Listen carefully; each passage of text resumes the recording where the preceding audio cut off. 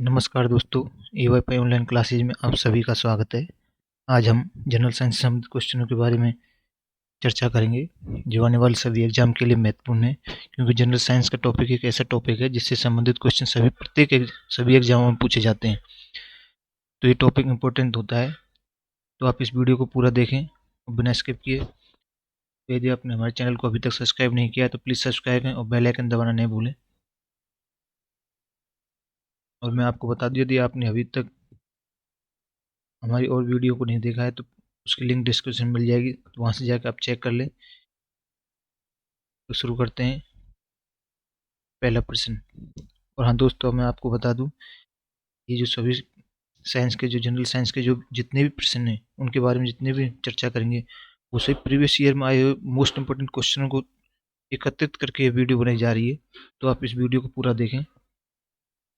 शुरू करते हैं। पहला प्रश्न। यदि किसी लेंस से अक्षरों का आकार छोटा दिखाई देता है तो वह लेंस क्या कहलाता है? कोई भी लेंस है, उससे जो अक्षरों का आकार हमें छोटा दिखाई देता है तो क्या कहलाता है? वह है अवतल लेंस। कौन सा लेंस कहलाता है? अवतल लेंस कहलाता है। Next question.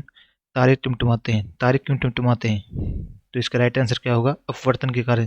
जो आकाश में जो तारे टिमटिमाते हैं आसमान में, वो किसके कारण टिमटिमाते हैं? अपवर्तन के कारण टिमटिमाते। ठीक, नेक्स्ट क्वेश्चन की ओर बढ़ते हैं।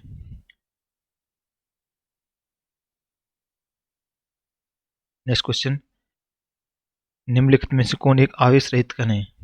निम्नलिखित में से कौन एक आवेश रहित कण है? तो वह कौन सा कण है? न्यूट्रॉन एक आवेश रहित कण है। ठीक, नेक्स्ट क्वेश्चन की ओर बढ़ते हैं। Next question. पौधों की आंतरिक संरचना का अध्ययन कहलाता है। जो पेड़ पौधे हैं उनकी आंतरिक संरचना का जो अध्ययन करते हैं उसे हम क्या कहते हैं? शारीरकी।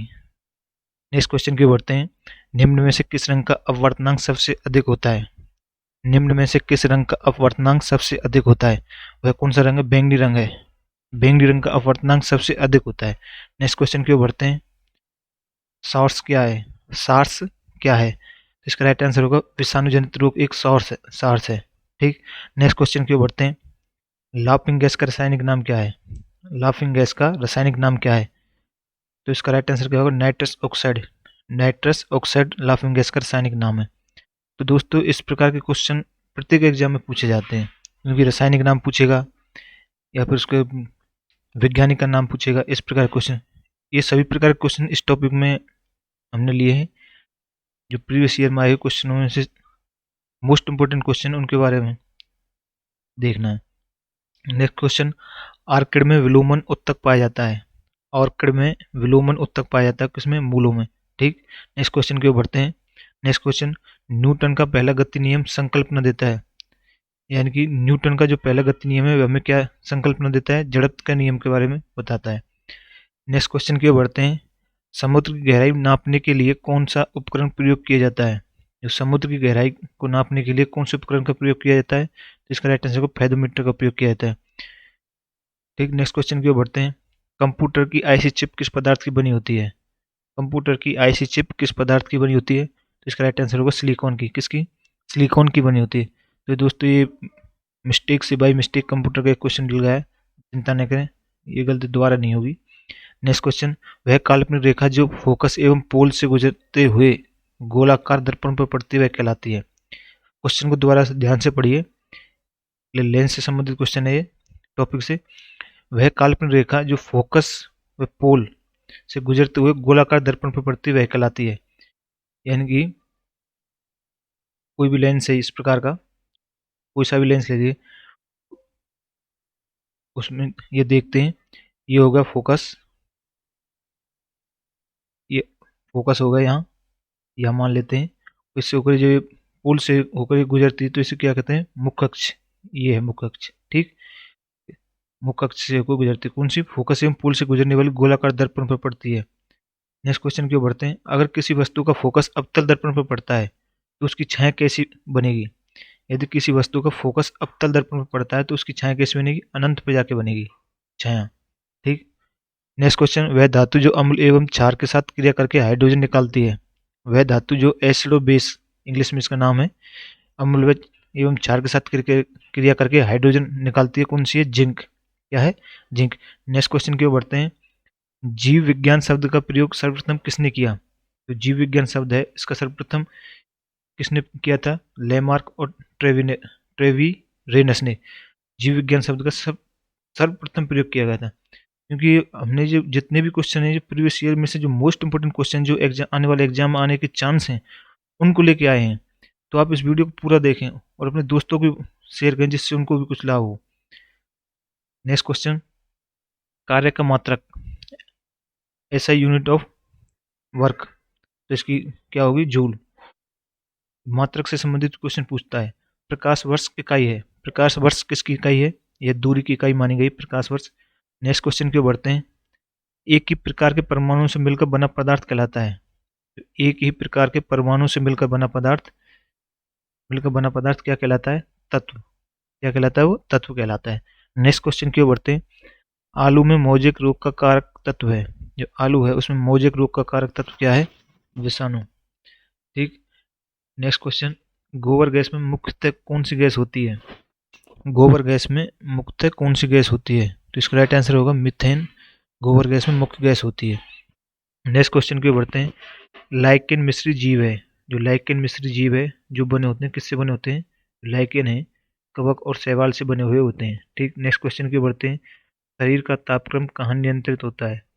जो अपने शरीर का बॉडी का टेम्परेचर है वो कहाँ नियंत्रित होता है? हाइपोथैलेमस के अंदर हमारे शरीर का तापमान नियंत्रित होता है। नेक्स्ट क्वेश्चन की ओर बढ़ते हैं। जंतुओं में होने वाली फूट एंड माउथ, कौन सी? फूट एंड माउथ रोग किसके कारण उत्पन्न होता है? तो इसका राइट आंसर होगा विषाणु के कारण उत्पन्न होता है। ठीक। नेक्स्ट क्वेश्चन, कुकिंग गैस में कौन सी गैस होती है? कुकिंग गैस में कौन सी गैस होती है? तो इसका राइट आंसर होगा प्रोपेन और ब्यूटेन, ये दो गैस कुकिंग गैस में पाई जाती हैं। नेक्स्ट क्वेश्चन की ओर बढ़ते हैं। वह वैज्ञानिक जिसने रेडियम की खोज की, वह वैज्ञानिक जिसने रेडियम की खोज की, उस वैज्ञानिक का नाम क्या है? मैडम क्यूरी ने रेडियम की खोज की थी। नेक्स्ट क्वेश्चन, फुहारा किस सिद्धांत पर काम करता है? फुहारा किस सिद्धांत पर काम करता है? इसका राइट आंसर क्या होगा? बर्नौली सिद्धांत पर फुहारा कार्य करता है। नेक्स्ट क्वेश्चन की ओर बढ़ते हैं। लाल सागर का लाल रंग किसकी उपस्थिति के कारण होता है? लाल सागर का लाल रंग किसकी उपस्थिति के कारण होता है? तो शैवाल की उपस्थिति के कारण इसका रंग होता है ये। कैसा? लाल। नेक्स्ट क्वेश्चन, मूत्र में प्रोटीन आना निम्नलिखित में से किस बीमारी का मुख्य लक्षण है? मूत्र में प्रोटीन आना निम्नलिखित में से किस बीमारी का लक्षण है? तो इसका राइट आंसर होगा वृक्कीय रोग। क्या है? वृक्कीय रोग। नेक्स्ट क्वेश्चन, एम्फीबिया बनाता है। एम्फीबिया बनाता है। एम्फीबिया बनाता है। एम्फीबिया बनाता है। इसका राइट आंसर क्या होगा? जल एवं स्थल दोनों पर ही रह सकने वाले पशुओं को एम्फीबिया बनाता है। नेक्स्ट क्वेश्चन की ओर बढ़ते हैं। जापान में लोग किस लाइकेन को सब्जी के रूप में खाते हैं? जापान के अंतर्गत लाइकेन को सब्जी के रूप में खाते हैं। तो इसका राइट आंसर क्या होगा? इंडोकार्पन। क्या? इंडोकार्पन। नेक्स्ट क्वेश्चन की ओर बढ़ते हैं। जीवाणु की खोज सर्वप्रथम किसने की? जीवाणु की खोज सर्वप्रथम किसने की? तो इसका राइट आंसर क्या होगा? ल्यूवेन हॉक ने जीवाणु की खोज की थी। नेक्स्ट क्वेश्चन की ओर बढ़ते हैं। चमकने वाला और माचिसों में प्रयुक्त होने वाला पदार्थ है। चमकने वाला और माचिसों में प्रयुक्त होने वाला पदार्थ कौन सा? फॉस्फोरस। जो माचिसों में जो तीली आती है उसके अंतर्गत फॉस्फोरस का प्रयोग किया जाता है क्योंकि ज्वलनशील पदार्थ है। ठीक। नेक्स्ट क्वेश्चन की ओर बढ़ते हैं। वस्तु को गर्म करने पर उसके अणु में डैश डैश डैश, वस्तु को गर्म करने पर उसके अणु में की चाल बढ़ जाती है। जो जैसे हम वस्तु को गर्म करेंगे तो उसके अणुओं की जो चाल है वो बढ़ने लगती है, इंक्रीज होने लगती है। ठीक। नेक्स्ट क्वेश्चन की ओर बढ़ते हैं। किसी बांध की दीवार नींव आधार पर अधिक चौड़ी होती है क्योंकि, किसी बांध की दीवार जो नींव है आधार पर अधिक चौड़ी होती है, उसे क्यों रखते हैं? क्योंकि दाब को सहन कर सकती है इसलिए। ठीक। नेक्स्ट क्वेश्चन की ओर बढ़ते हैं। सुबह का सूरज इतना गर्म नहीं होता जितना दोपहर का, यह कारण किसके कारण होता है? क्वेश्चन को दोबारा पढ़िए। सुबह का सूरज इतना गर्म नहीं होता जितना दोपहर का, क्योंकि इसका कारण क्या है? क्योंकि सुबह के समय सूरज की किरणों का अंतरिक्ष में अधिक दूरी तय करनी पड़ती है। इसका कारण क्या है? सुबह के समय सूरज की किरणों को अंतरिक्ष के अंतर्गत अधिक दूरी तय करनी पड़ती है, इस कारण सुबह का सूरज इतना गर्म नहीं होता है। नेक्स्ट क्वेश्चन की ओर बढ़ते हैं। फलों को पकाने के लिए किस गैस का प्रयोग किया जाता है? जो फल हैं इनको पकाने के लिए किस गैस का प्रयोग किया जाता है? एसिटिलीन गैस का प्रयोग किया जाता है। नेक्स्ट क्वेश्चन की ओर बढ़ते हैं। व्हेल किस वर्ग का प्राणी है? व्हेल किस वर्ग का प्राणी है? तो इसका राइट आंसर क्या होगा? स्तनपायी वर्ग के अंतर्गत आता है व्हेल मछली। नेक्स्ट क्वेश्चन की ओर बढ़ते हैं। शरीर की सबसे बड़ी ग्रंथि, मानव शरीर की सबसे बड़ी ग्रंथि कौन सी है? यकृत सबसे बड़ी ग्रंथि है। नेक्स्ट क्वेश्चन की ओर बढ़ते हैं। फोटोग्राफी में निम्नलिखित में से कौन सा रासायनिक यौगिक प्रयोग किया जाता है? फोटोग्राफी में निम्नलिखित में से कौन सा रासायनिक यौगिक प्रयोग किया जाता है? फोटोग्राफी है जो फोटो खींचने के लिए जो काम में लिया जाता है, उसमें कौन सा रासायनिक यौगिक का प्रयोग किया जाता है? सिल्वर ब्रोमाइड इसका प्रयोग किया जाता है। Next question. सिरका एवं अचार में कौन सा अम्ल होता है? तो सिरका और अचार में कौन सा अम्ल होता है? तो उसमें होता है एसिटिक अम्ल। कौन सा होता है? एसिटिक अम्ल। नेक्स्ट क्वेश्चन के बढ़ते हैं। मानव नेत्र के जिस भाग पर किसी वस्तु का प्रतिबिंब बनता है वह है?